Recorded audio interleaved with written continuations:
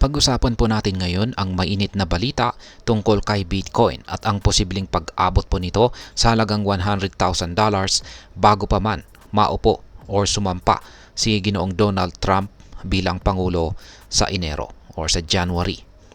Ayon po sa CNBC, dahil po sa tagumpay ni Trump sa eleksyon at ang mga inaasahang pro-crypto na polisiya ng bagong administration, maaaring makita natin ang pinakamataas na presyo ni Bitcoin bago po ang pag-upo ng bagong Pangulo. Pero paano kaya ito nangyari? Ano ang mga nagtulak sa pagtaas ng presyo at ano ang magiging epekto nito sa mga investors? Kaya ayan po ang siyang ating pag-uusapan sa video na ito. Pero bago po tayo magpatuloy, ay nais ko lamang po munang bigyang linaw ang aking disclaimer kung saan ang nilalaman po ng video na ito ay hindi po ito isang financial advice. For education and information purposes lamang po ang layunin nito. Ngayon ay bakit nga ba talaga biglang tumaas ang presyo ni Bitcoin? Ang mabilis po na pagtaas ng presyo ni Bitcoin ay bunga po yan ng balitang nanalo si Ginoong Donald Trump sa eleksyon. Bilang isang kilalang pro-crypto candidate, inaasahan ng mga investors na magdadala siya ng mas friendly na regulasyon para sa mga digital assets tulad ni Bitcoin.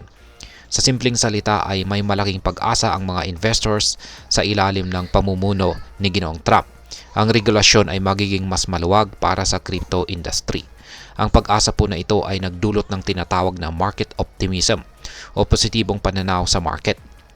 Ang ganitong pananaw ay nagbibigay ng mas maraming kumpiyansa sa mga investors at traders na bumili ng Bitcoin, dahilan para tumaas ang presyo nito. Kaya't ang balitang ito ay siyang naging trigger o panimula para sa kasalukuyang pagtaas ng presyo ni Bitcoin. Ngayon ay paano naman nakaka-impluwensya ang Bitcoin ETF sa presyo ni Bitcoin. Isa po sa mga pangunahing dahilan sa likod ng malaking demand para kay Bitcoin ay ang pag-asa na makapasok ito sa mainstream market sa pamamagitan po ng spot ETF o exchange traded funds.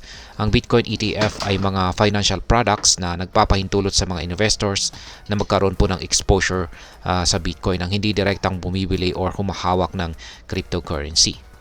Ayon po sa isang report mula sa Copper Research, maraming investors sa US ang nagpapakita ng interest na magkaroon ng Bitcoin exposure sa pamamagitan po ng spot ETF na umabot po sa $621 million na net inflow. Ibig sabihin ay mas marami ang pumapasok na kapital sa Bitcoin ETF na siyang nagdaragdag ng buying pressure sa market. Ang kumpiyansang ito mula sa investors ay nagsisilbing fuel o enerhiya sa patuloy na pagtaas ng presyo ni Bitcoin. Sa kasalukuyan, ang Copper Research ay naniniwala na aabot ang holdings ng US ETF sa 1.1 million Bitcoins bago po ang inauguration ni Trump. At sa projection na ito ay posibleng tumaas ang presyo ni Bitcoin sa $100,000. Ngayon ay ano naman po ang ginagampanan ng mga crypto industry leaders sa optimism na ito. Matapos po ang tagumpay ni Ginoong Trump, maraming kilalang leader sa crypto industry ang nagbigay ng kanilang suporta at mga panawagan sa bagong administrasyon. Halimbawa ay si Ginoong Brad Garlinghouse, siya po ang CEO ng Ripple. Siya po ay nanawagan kay Trump na sundin ang pangako nito na tanggalin si SEC Chairman Gary Gensler at linawin ang mga regulasyon para sa crypto. Kasama na rin dito si Paul Grewal, ang Chief Legal Officer ng Coinbase, na nananawagan sa pamahalaan na bigyang linaw ang mga regulasyon para sa cryptocurrencies.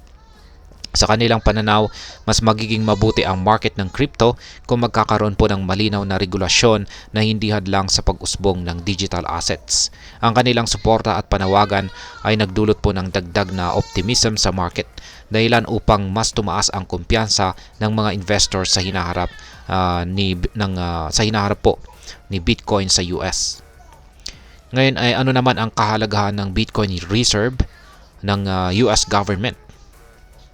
Isa pang malaking balita na nagpaigting ng optimism sa market ay ang pahayag mula kay Senator Cynthia Lummis. Ayon po sa kanya, ang administrasyong Trump ay magtataguyod ng isang National Bitcoin Reserve.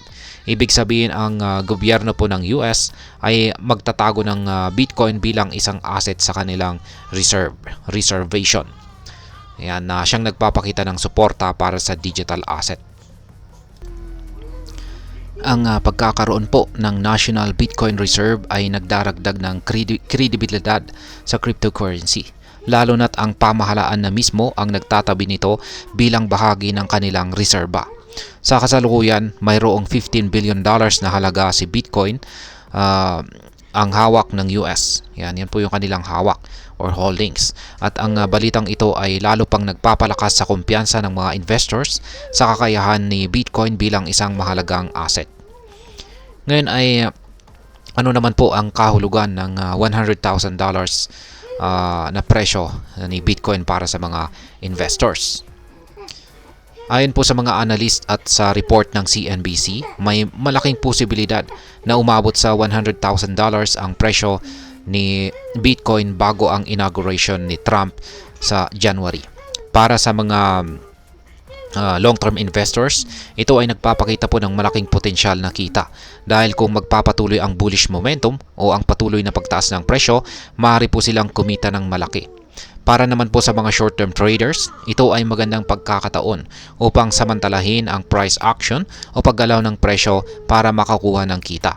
Ngunit kailangang tandaan na kasama ng malaking oportunidad ang malaking risk, lalo na sa isang volatile na market tulad ni Bitcoin. Kaya't mahalaga na pag-aralan at mag-ingat na sundin ang galaw ng presyo upang maiwasan ang pagkalugi. Ngayon ay ano naman po ang mga posibleng panganib o risk sa market ni Bitcoin? Ang pagtaas po ng presyo ni Bitcoin ay kaakit-akit, pero hindi natin dapat kalimutan ang mga panganib o risk na kaakibat nito. Unang-una na rito ang volatility ni Bitcoin o ang mabilis at matinding pagbabago sa presyo. Mabilis po ang paggalaw ng presyo at maaring biglaang bumaba mula sa mga bagong highs na posibleng magdulot ng pagkalugi sa mga hindi maingat na investors. Pangalawa, mayroon ding mga panganib na may kinalaman sa regulasyon.